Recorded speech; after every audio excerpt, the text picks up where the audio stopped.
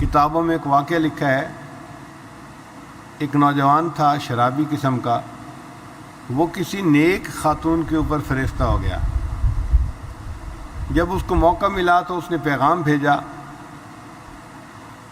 کہ آپ کا خیال تو ہر وقت میرے دل میں اٹکا رہتا ہے، مجھے چین نہیں، میں آپ سے ملاقات چاہتی ہوں۔ وہ نیک بیوی تھی، اس نے اپنے خاوند کو سب کچھ بتا دیا۔ خاوند بھی نیک تھا، اس نے سوچا کہ قریب ہے، رشتہ دار بھی ہے، بجائے لڑائی جھگڑا چھیڑنے کے اس مسئلے کو ذرا اچھے طریقے سے حل کرنا چاہیے۔ اس نے اس بیوی کو کہا کہ اس مرد کو کہو کہ اگر تم اپنی بات میں سچے ہو تو 40 دن تکبیر اولیٰ کے ساتھ میرے ہسبینڈ کے پیچھے نماز پڑھو، پھر میں تم سے بات چیت کروں گی۔ وہ رن تو بڑا خوش ہو گیا کہ بات کا سلسلہ نکل آیا، لیکن جب اس نے 40 دن تکبیر اولیٰ کے ساتھ نماز پڑھی تو اس کے دل میں اللہ تعالیٰ کی محبت ایسی جمی کہ مخلوق کی محبت ہی دل سے نکل گئی۔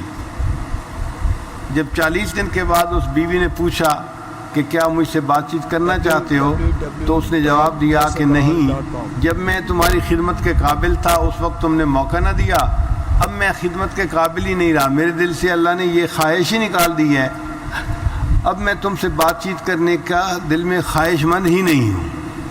تو اللہ نے نماز کے صدقے ان کو اس گناہ سے محفوظ فرما لیا۔ اس کے پیچھے راز کیا ہے کہ ایک جگہ پر دو چیزیں نہیں سما سکتی۔ جیسے کہتے ہیں نا کہ ایک کچھار میں دو شیر نہیں رہ سکتے، اسی طرح دو مختلف خیال ایک دل میں نہیں رہ سکتے۔